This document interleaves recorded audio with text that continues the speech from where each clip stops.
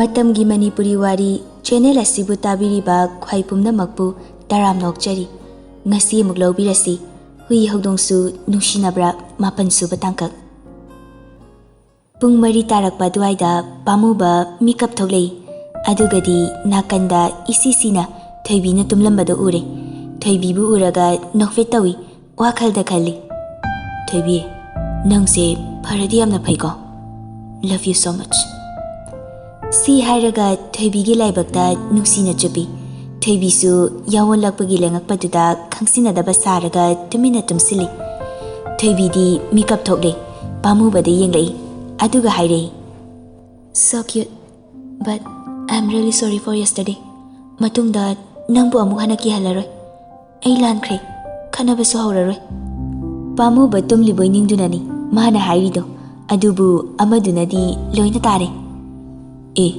ngarangidudi mana kihangi yauna kihalibore kayada phatriba nupinone thoibidi haugatkre o mana ise phajana olene aina khara kiganbasida ma chance yam lorene khangni sungko kore mongonda ayuki thabak loisilaga thoibi cha puraga kada changlei pamuba hogalo thengi sungkhum khumde adum tumi thoibina masano maga haudoi kaino he tumi leyo ayuk sida koilaw lawri sa karigino kwak tongna taningde thoibi ikairap tawi makha tana haudoktre pamubasu haugalei aduga walang amatangangdana washroom changkre kaino mana hanaga mana drise kaigino thoibi pamuba washroom dagi tholakpa ngai 30 minutes ki matungda tholei I need to change please god okay thoibi mapanda tholei aduga lepaga ngairaga le kaidorajano mana ngasi nahan khaiga mana drisna ngahak lebaga amuk changlei thoibi do cha ingkre sahan birora ai cha thaningde yarani kaidorage pamuba nang wakhal nungai tabra kaisu tawde and thank you for yesterday aidi blanket thuplamdre aina loisin krabani thoibi wakhal du nungai fam khangde masado adubu uthokte nokfe tongna hairi kari injang thongsige nang injang sembiyo ai chak thongge ba nongna janing ba thongo aidi chak chararoi thabak ama chatole kaidunu ngasi di sunday ni khanguranu si hairaga kitchen da changki aduga matomda cha lolaga thai aduga gari thoraga thokre kaino mano honglakli ba mong sibo kaido yarjano thoibi matomda oirabaduda chak thongre megi hauraga oina chare numidang wairamda rasriga mataiga suhale yumda iche kari injang thongsige thoibi di ayuk chak chakidabagi lambada loiraba jani yung chak lerakpani adu irolase aduga hawai traka aluga kobi leisiga kanghaw mangaurase hoi che adudi ai chakhum janglage pung tare tarakpa duaida pamuba yumda hanjilai chak silore thoibi machigi kada kauba changlei matai leirambaduda phiduna makoktu kupsili iche chak thire pamuba di kai chatkhia thabak ama chatkani na thokibani hanjilak trimale phone tawudana dudia iche ai phone do yadabagi ngarang semubada number do loina masana kakre o phare ai tawrage si hairaga phone tawi hello pamuba hauju pawnang na leise kaidano aigi room da lei kainu nang kayam kuiraba halakpa hojik tani tema chak charasi la o hoi ado itaimana thongbro natida noi saina itaima ai chak chare surasoi chare adu esu yumgi chak kharadi chaba pai thuna la ko phone thamkre thoibi nang amta kauro chalo awi che thoibi ko ba changlai kada kyam kuirage halakpa ngaya gore chak thire cha those chaningre pamuba nang kaidorage ngasai dagi kaino mai tawi kaisu tawde Nanggi wakhalnani. Kasida aikoini khakne lerise. Amana ngangba amana tadradi kamaina leminadoino. Husband and wife ne khoini se. Nangi problem aingonda share tawdana kanata tawge haino. Khoini sibu husband and wife ki relation leikraba ha. Nang boy se nangi husband ni khanba ngamde haidai. Aigi kaidofam nangi thamoida pirisa haikidai. Ngasina kadaidagi husband and wife laino. Oh, nangdi nahangi adugi wado ngasida poptholakliba oire. Pare, madugi damakta ai sorry. Yare, wa yang ngangnarose. Chak chathoro. Okay, as you wish. Thoibi janglakle chaksangda. Iche, ma chaningre haye. Mama na baga chak chari haibani. Akhoi chatho asise. Chak chaba thakpa loibaga wairam loisili. Aduga room da changlakpadadi pamuba mana leirakpa monbakto tumpham semaga leirami. Thoibi su haibhet yenglamlaga wahai amata hairamdana washroom changki. Washroom manungda leiriba mirror du da munna yengi. Thoibi, nangni pangbanina adum hard loiba taba. Aina mingonda expect em tawgano haidra. Haujikti nasana tawba nasana phangu. Hera, darka tadi.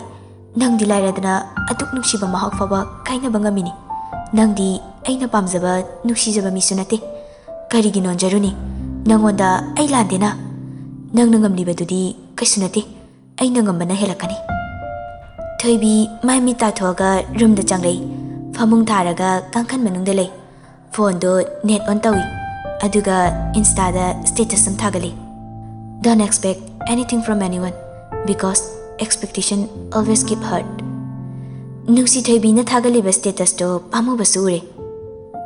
Nang naibu athibo hai kya ngangbadana ai saudabani. Adubu nangna ai bungarang aduk thikna laknaba aduk yamna kihanba. Nang suwazo ai shukapki. Pamu ba thoibi sagi fauna ba phone da message tai. Thoi, nang luhong labo. Hongle dana. Ibani wari sanadaba kuire ko. Nunghariba dana. Phone to raura. Dana, ai ma oirabani. Hoi, nupa duga iga yanadrasu ai sagai gi ma oirabani na atopa nupaga wari sabase phasadina khalle. As, nangi wai sidi kai he. Dana, nang lana khangano. Ikhoidi nupini soibiyade. Nupadi ai. Samasna du ngakpi. Nupidi ngakpi di. Thoi, nangi wakhalonse ai yam ngauji. Nangbu mathangi mapokta aigi oiba fangjage. Ado, nangi nupadudi kamain toge. Nangbu thina tobibra. Dana, kari haiduna haifam khangdi. Haujikti ipuroiba oirabanina phai haiba tabani. Ado, nui namadudi kamain toge. Maga wari amta sanage. Ibani kaunade khanariye. Karige? Ma nungdi nungsi aina. Adubu thoi. Ma se mi yam otpa mi nungsi khangdaba nupini. Dana, ma nasu nangna ma nuksibada khanglamganiye. Khanglamdrabasu ngasidagi khanglasano. Nang mabu khangnabo hanawo. Aiga Danawgadi malemga tiaga oirani. Amukhana punsinba yararoi. Aisu mangoda matam khara chance pikini. Masida compromise tawba ngamdraba ai mangondagi lapthokini. Aduga kanamta uroidaba mafamda chatkini. Somdana asuk thenglabaduda malenganba beg o kariyo yumda halai. Aduga sumangda lepaga mamabu kawi. Ima! Ima! Ai lae! Thong hango! Haima! Karino nangna lakniga pau hairaktabida asuk thengbasida laisina. Ima mai puthorakke leiramuko. Tamo, kaigino yumda thengna yauraidia. Dimapurda ban tawba adui thenglakpani. Ichandadi haibane aina. Ima haidokano haiba. Lao lao chango. Lembi suthorai. Tamo, tholakaniga kem hairakri kaigino. Imung changlakli. Aduga mamana chapuda lehoba chakto thiduna pijai. Ibungo, matam sisu thengle potharo ko. Lembi, imung damta lao. Lembi su changlakli. Lembi, ibani divorce torasi. Kaino nangna haiduba tamo? Ibungo, kaino nangna haidubo? Lembi, ai nangbu nuksiba ngamde.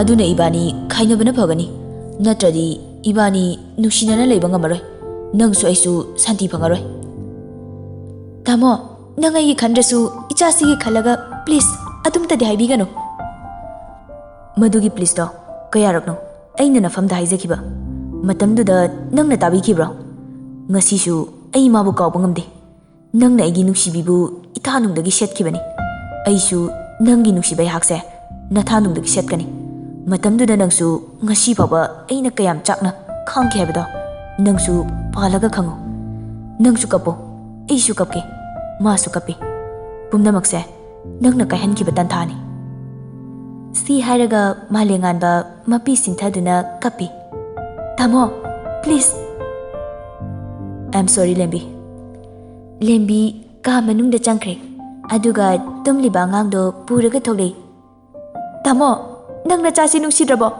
ibanina tongan tongana leiraga ichagi punsina kari oigani nang ai punna leirasu angangse santi fangloi aduga ichasina nangsu aisu fattana khangi doi saruk khainabana farani phare tamo gya pamado aisu yare adubu ichasi dadi pujakige madudi nangya pamani somdana Nungcthoi mitudagi pi sintharakke tawi adubu maido mathakta nongkhali aduga pi khangjeli hey sir nangna tawrise kari changingno kayam watlige phare nangi changing sida ai mai pakpa ngamra yengage aduga kari gumba ngamkhidaba thoklabasu aigi iraldi nate nangi asoibani Thoibi jana message halak mandrabaduda phone tawsilai adubu Thoibina kakthali aduga message tai Tana aigi ipuroibase aina nungsidrabasu ipuroiba moina aina respecti tawninge magi dignity kaigadaba thabakti ai tawningde haujikti thengle hayeng ama wari sanarase good night sorry Thoi pamu basu nungai tana tumkhre Thoibisu mitto phi kumjilaga tumthagre mathangi ayukni Thoibi nganna haugali pung 8 tarakpa dwaida fi loisilaga mapam chatnaba thoklei pamu basu washroom lagi tholakpaga mapa chane ani do munna ngai hak yengne Thoibi fat laithoi aduga haire ai ipam da chalukige babana business ki matangda ngasai phone tore amta chalukige ai gi business makha chathaninge chalukige pamu bagi paukhunga ngaidana prap tholei Rasri gi kada changlei iche ai yumdam ta chaluge babana la o haye hoi pamu bada thilalo yanida pamu ba Nungcthoi gi matawduda masu nungai raktre pungkhai mukki matungda mayum yore Nungcthoi haima icha Thoibia lakani ga kemta hairaktradi kaidoraba kaisu tawde ma chawbi sum noi mayam uninglakpa ado pabung leikibra leibani machawbi ai pabungi manakta amukta changlokige chango babung haima icha Thoibi la ira chango babung ai business makha chathaninge yumda sum leibase ai bor yam oire nangbu yungi misingda hana hangkodana kaino babung aigi career sibu luhonglena mangalase hairo moi aigi profession se khanglaga lawki banatro aigi career se badi ai ngamlo masidi ba mama ga chapheng mane o karino mama male haisibo machadi mama mandradi kaino masina mathongdi khangdana farak phura dawni as yare noi ani amuk chiknaraga leire ai hayengdagi office ta la dawni ko babung hey yumgi ahalsingda hana hangkhone nangbo hoi hangi yaraktragana divorce walore masidi ba ai horen noigi ahalsingda wari sage nungthil numidang wairamni Nungcthoi mapana thilei pamu basu leirami babung khurumjari yare nang tamodi leikibra o babung amta koktholo wari amta sage pamu ba mayamba bu kakthoi rasri su tholei e mamo kiyam kuire yorokpa Yaurakta ngairida. Thaibi, cha semo mamogi. Kari hainingba lege mamo? Nanau nupi se business maka chathage hai. Noigi kari mot lege sini. Adudi yam phaba wani kaino. Thaibi na cha putholai.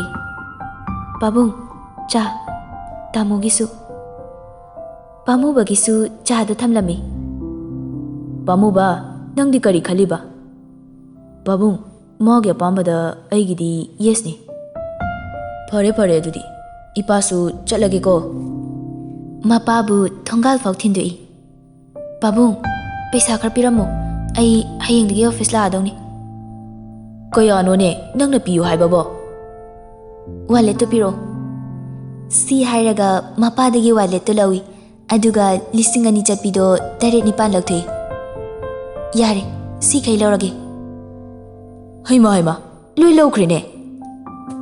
Arik pau, yare chalo. Bema, phajana layuko. Mapa se chatkre. Nungcthoi bisu changlakle. Rasrina laidu katlami. Thoibi, nang pothajaruro. Chakto ai thongbirage.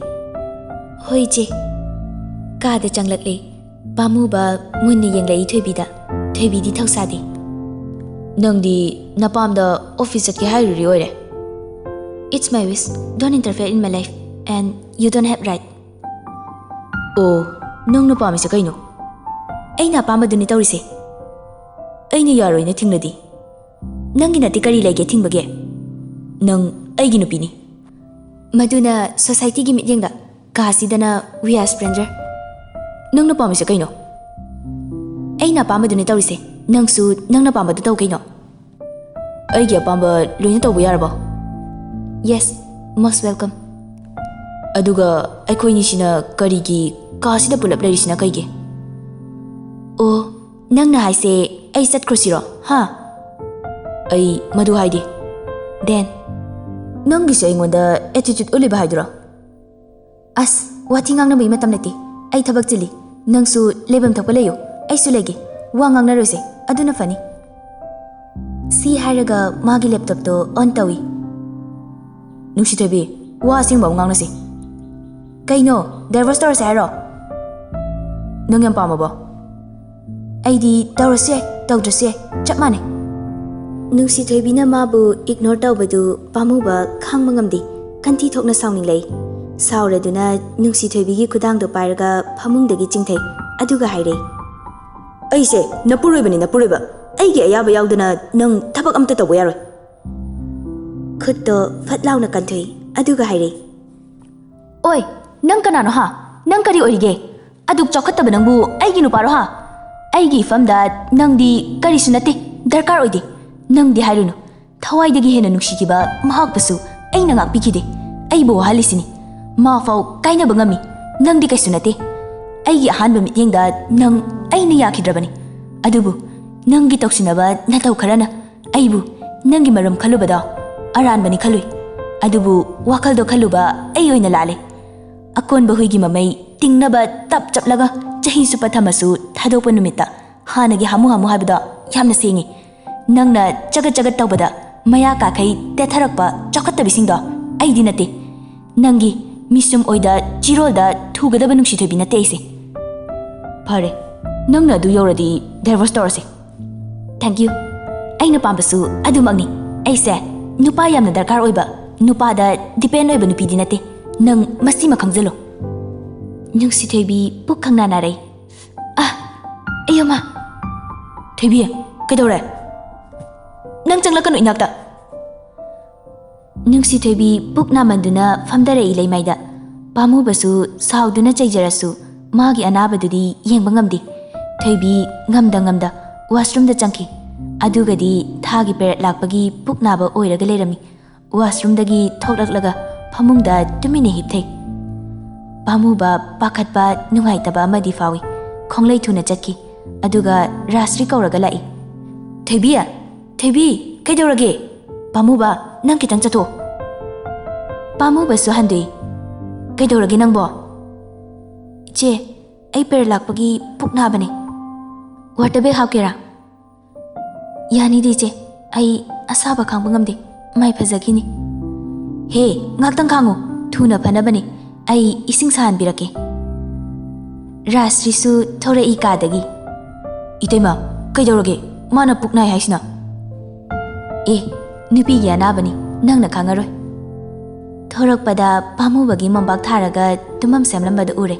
Ngehak lepi aduga pamubada munna yenglei Rasrina. Kainu si taurisina ha? Oh, Thoibina nabagi maram nangna khangdabagi pakhumdi sida leiredana.